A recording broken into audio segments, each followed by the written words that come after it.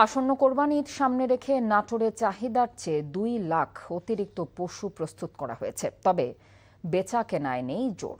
বিশেষ করে বড় গরু লালন পালনকারীরা পড়েছেন বেকায়দায়। ক্রেতা সংকটে বিক্রি করতে পারছেন না গরু, মিলছে না কাঙ্ক্ষিত দাম। এই অবস্থায় অনেকে ভিন্ন পরিকল্পনার কথাও ভাবছেন। নাটোর থেকে হালিম খানের পাঠানো রিপোর্ট। এবছর কোরবানি ঈদ উপলক্ষে নাটোর জেলায় 20,324টি ছোট বড় খামারে প্রস্তুত করা হয়েছে 4.5 লাখ গবাদি পশু, যার মধ্যে 2 লাখের বেশি উদ্বৃত্ত। দেশীয় ও প্রাকৃতিক পদ্ধতিতে গবাদি পশু লালন পালন হলেও চড়া খাদ্য মূল্যের কারণে বেড়েছে খরচ। এ কারণে সমস্যায় রয়েছেন খামারিরা। সবচেয়ে বেশি সমস্যায় পড়েছেন বিদেশি বিভিন্ন জাতের গরু ও দুম্বা পালনকারীরা।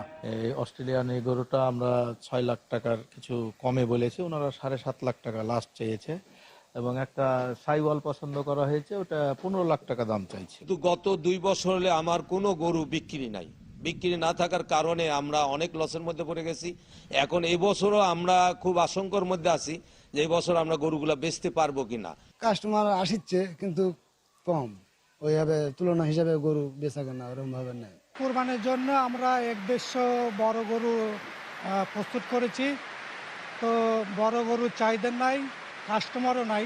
সব জিনিসেরই দাম বেশি, পোষাচ্ছে না, এই জন্য গরু বেচা কেনা নাই, সব গরুই আটকা আছে। খামারিরা হতাশ হলেও জেলা প্রাণী সম্পদ কর্মকর্তা বলছেন বিদেশ থেকে কোনো গবাদি পশুর আসার সম্ভাবনা নেই। সে কারণে নাটোরের উদ্বৃত্ত গবাদি পশু অন্য জেলায় বিক্রি করা যাবে এবং খামারিরা ভালো দাম পাবেন। বিদেশ থেকে কোনো গবাদি পশু আসার কোনো সংখ্যা নেই, তারা যথার্থ মূল্য পাবে। এবং আমাদের এই হৃষ্টপুষ্ট খামারের কেউ যদি মনে করে যে আমরা ঋণ নিব, এই ঋণেরও ব্যবস্থা আছে। সীমান্তে নজরদারির মাধ্যমে চোরাই পথে গবাদি পশুর প্রবেশ ঠেকিয়ে অভ্যন্তরীণ উৎপাদিত পশু দিয়ে কোরবানির ঈদের চাহিদা মেটানো গেলে লাভের মুখ দেখবেন বলে প্রত্যাশা খামারিদের। NTV news desk.